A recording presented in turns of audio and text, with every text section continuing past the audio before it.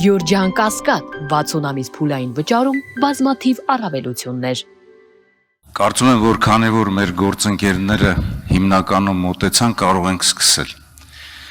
Սիրելի հայրենակիցներ, լսումների մասնակից հարգելի գործընկերներ,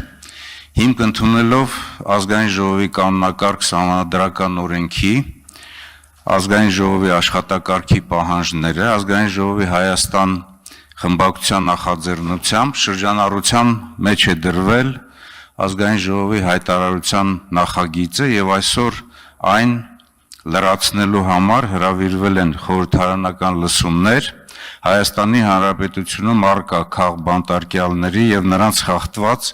իրավունքների վերականգնման մասին թեմայով։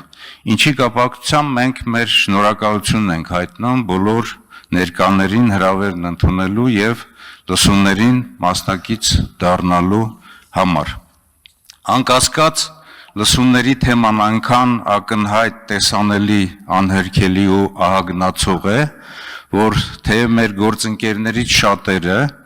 ինչպես նաեւ հանրության լայն շերտեր ամենօրյա ռեժիմով անդրադառնում են իշխանության կողմից իրականացվող օրենքի կոպտագույն խախտումներին, մենք չէինք կարող չօգտվել օրենքով սահմանված մեր նաև այս լիազորությունից եւ ավելորդ չենք համարում եւս մեկ անգամ բարձրաձայնել եւ քաղաքական, հասարակական մտքի, վերլուծական եւ փորձագիտական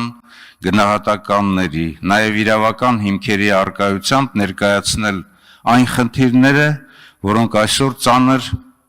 հարված են հասցնում մեր պետության հիմքերին, ժողովրդավարությանը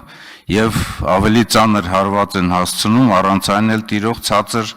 բարոյահոգեբանական մթնոլորտի վրա։ Ակնհայտ է, որ լսումների համար հիմք են հանդիսացել Հայաստանի Հանրապետությունում արձանագրվող ժողովրդավարության հետընթացը, որի բաղկացուցիչ մասն են կազմում խոսքի, խղճի, հավաքների ազատությունների կոպիտ ոտնահարումները, ԶԼՄ-ների հանդեպ ճնշումները, շինծու քրեական գործերը, քաղաքական այլ հայացքներ ունեցող գործիչների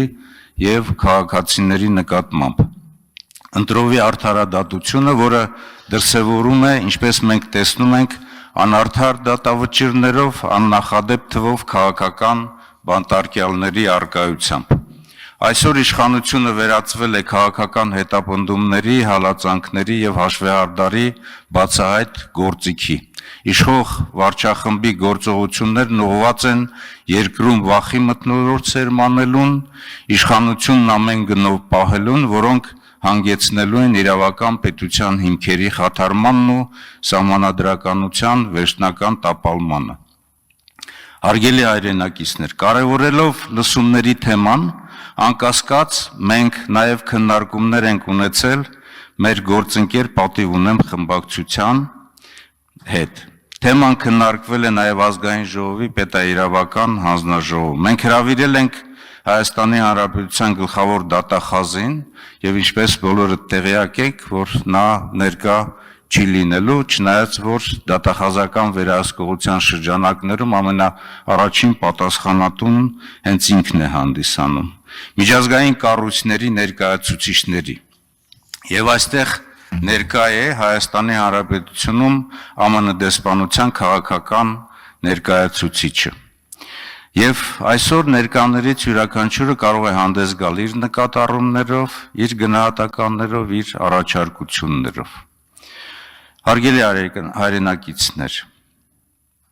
քանի որ այսօրվա քննարկման ժամանակ մեր խոսքը հասնելու է նաև միջազգային դերակատարների եւ գործընկերներ կառույցների ուշադրությանը, անչափ կարևոր է, որ մեզանից յուրաքանչյուրը հանդես գա հստակ քաղաքական գնահատականներով, որպեսզի այսօրվա իշխանությունը չկարողանա ստվերել այս կարևոր միջոցառումը եւ իհարկե նրա արձագանքը։ Այսօրվա լսումների համար մենք կազմել ենք օրակարգ, հիմնական զեկույցով հանդես կգա Հայաստան խմբակցության պատգամավոր Էլինար Վարդանյանը 10 րոպե, Այնուհետև ընթացքում կարծում եմ, որ արդեն սկսել ենք գրանցումները, կարող է գրանցվել, զեկուցից հետո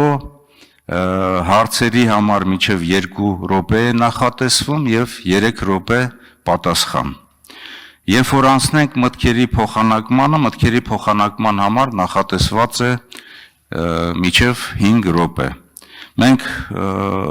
այսօրվա մեր լսումները կընդմիջենք 13:30-ից 14:30, այսինքն աշխատենք մինչև այդ ժամանակահատվածը եւ ընթացքում մենք համապատասխան որոշում կընդունենք եւ մտքերի փոխանակումից հետո